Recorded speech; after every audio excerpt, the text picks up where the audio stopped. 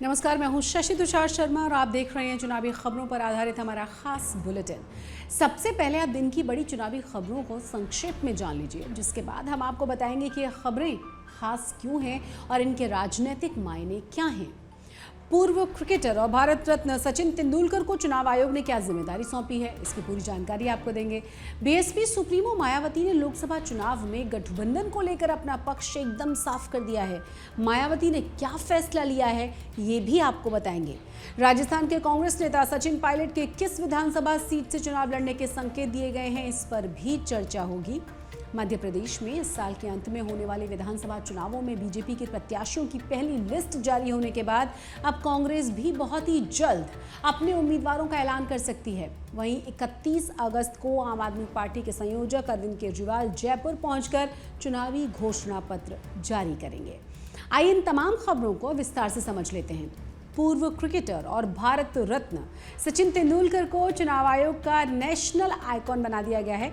सचिन तेंदुलकर 2024 के चुनाव में आम लोगों को ज़्यादा से ज़्यादा वोट देने के लिए जागरूक करेंगे। तेंदुलकर ने मुख्य चुनाव आयुक्त राजीव कुमार की मौजूदगी में 3 साल तक चुनाव आयोग के नेशनल आइकॉन की जिम्मेदारी को निभाने के समझौते पर हस्ताक्षर कर दिए हैं। चलिए सुनवाते हैं आपको कि इस दौरान सचिन तेंदुलकर ने क्या कहा। आप भी मैसेज स्प्रेड करो फ्रेंड्स के साथ। Take that initiative, it's good for our country. And like I said, ये बिल्कुल मत सोचो कि मैंने वोट नहीं दिया तो क्या फ़र्क पड़ता है। फ़र्क ज़रूर पड़ता है। अपनी कंट्री के लिए ज़रूर जाइए और वोट कीजिए।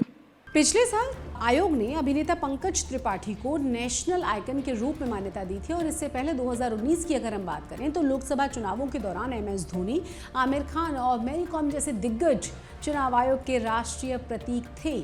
चुनाव में मत प्रदर्शित बढ़ाना बहुत ज़रूरी है, यानी जो वोटिंग परसेंटेज है उसमें बढ़ोतरी होनी चाहिए। 2019 में हुए लोकसभा के पिछले चुनावों में अधिकतम 67% मतदान हुआ था। मतदाताओं के लिए मतदान केंद्रों पर बेहतर सुविधाओं का इंतजाम होने के बावजूद कुछ इलाकों में मतदान थोड़ा कम होता है। दरअसल शहरी क्षेत्रों में युवाओं की उदासीनता खराब मतदान का एक प्रमुख कारण है। सचिन तेंदुलकर करोड़ों युवाओं के आदर्श हैं। उनका नेशनल आइकॉन बनाकर निर्वाचन आयोग की कोशिश चुनावों में युवाओं की भागीदारी को बढ़ाने की है। उम्मीद अब ये है कि क्रिकेट की पिच की ही तरह सचिन तेंदुलकर इस मुहिम में भी कामयाब होंगे। बीएसपी सुप्रीमो मायावती लोकसभा चुनावों में एकला चलोरे की नीति पर काम करेंगी। मायावती एनडीए और इंडिया दोनों ही गठबंधनों का हिस्सा नहीं होने जा रही हैं। बुधवार को लखनऊ में हुई बीएसपी की बैठक में पार्टी ने यह फैसला लिया है कि चुनाव में गठबंधन करने से उनको नुकसान होता है। मायावती का कहना यह है कि बीएसपी को यूपी में गठबंधन से फायदा कम और नुकसान ज्यादा हुआ है। मायावती ने पार्टी के कैडर को छोटी छोटी बैठकों के आधार पर गांव-गांव में मजबूत बनाने और अपने जनाधार को और ज्यादा बढ़ाने के निर्देश दे दिए हैं। मायावती ने बीएसपी उम्मीदवार चुनने में खास सावधानी बरतने की भी बात कही है। बीएसपी ने चुनाव को देखते हुए संगठन में कुछ जरूरी फेरबदल कर दिए हैं, जिसे लेकर मायावती ने कहा है कि पार्टी हित में सर्वोपरि मानकर ईमानदारी से जिम्मेदारी को निभाते रहें। बैठक में इन्होंने बीजेपी पर नफरत की राजनीति करने के भी आरोप लगाए। साथ ही ये भी कहा कि कांग्रेस की तरह बीजेपी की कथनी और करनी में बड़ा अंतर है। बीएसपी के सामने उत्तर प्रदेश में 20% दलित वोटों को बचाने की सबसे बड़ी चुनौती है। हाल ही के सालों में पार्टी का जनाधार लगातार सिकुड़ता गया है और ऐसे में बीएसपी में नई जान फूंकने के लिए मायावती संगठन में बदलाव करने समेत कई और कदम उठा रही हैं। और अब बात करते हैं राजस्थान की। कांग्रेस नेता सचिन पायलट ने इसके पुख्ता संकेत दे दिए हैं कि वो टोंक से ही विधानसभा चुनाव लड़ने वाले हैं। एक सवाल के जवाब में पायलट ने कहा कि इसके बारे में अंतिम फैसला पार्टी करेगी। इतना ज़रूर है कि पार्टी ने उन्हें पिछली बार टोंक से उम्मीदवार बना दिया था और बड़ी जीत हासिल करने में वो सफल रहे थे।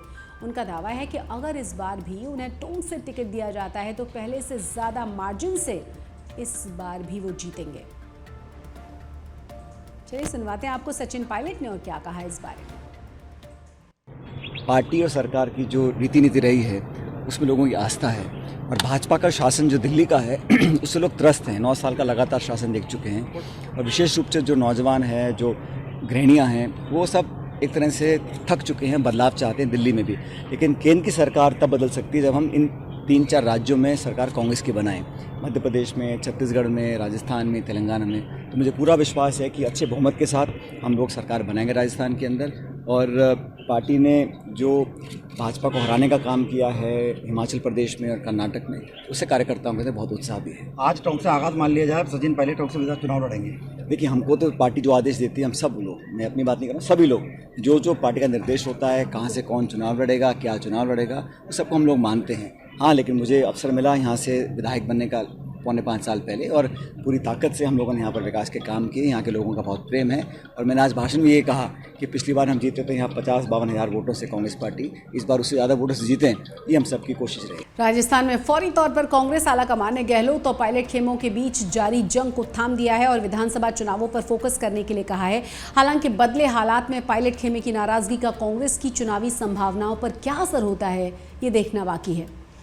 उधर मध्य प्रदेश में इस साल के अंत में होने वाले विधानसभा चुनावों में बीजेपी के प्रत्याशियों की पहली लिस्ट जारी होने के बाद अब कांग्रेस भी जल्द ही अपनी उम्मीदवारों का ऐलान करने की सोच सकती है। सूत्रों से खबर यह है कि कांग्रेस राज्य की हर विधानसभा सीट पर उम्मीदवारों को लेकर सर्वे करा रही है। प्रत्याशियों से आवेदन मांगे जा रहे हैं, जिसके बाद उनकी स्क्रीनिंग की जाएगी। चुनाव आज तक को पता ये चला है कि सितंबर से टिकट्स को लेकर स्क्रीनिंग कमेटी मंथन करेगी और प्रत्याशियों की सूची 10 सितंबर के आसपास जारी कर दी जाएगी, जिसमें करीब 100 लोगों को टिकट दिया जा सकता है।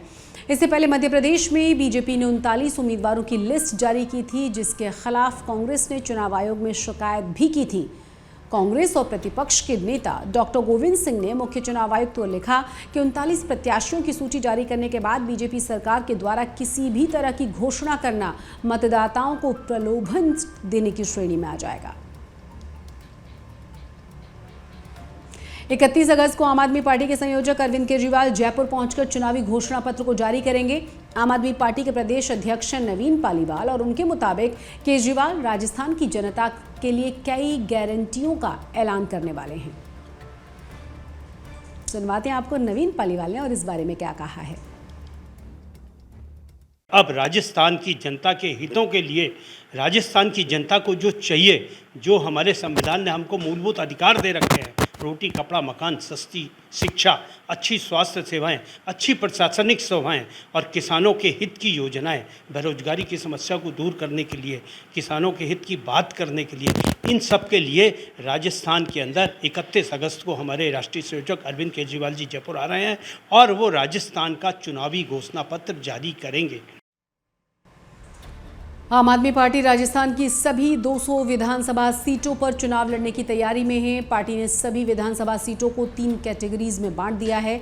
एक कैटेगरी में करीब 70 सीटें हैं जहां पार्टी के उम्मीदवार पूरी मजबूती के साथ चुनाव लड़ने को तैयार हैं। बी कैटेगरी में वो सीटें हैं जहां तैयारी है कि प्रत्याशी को कन्फ्यूजन है।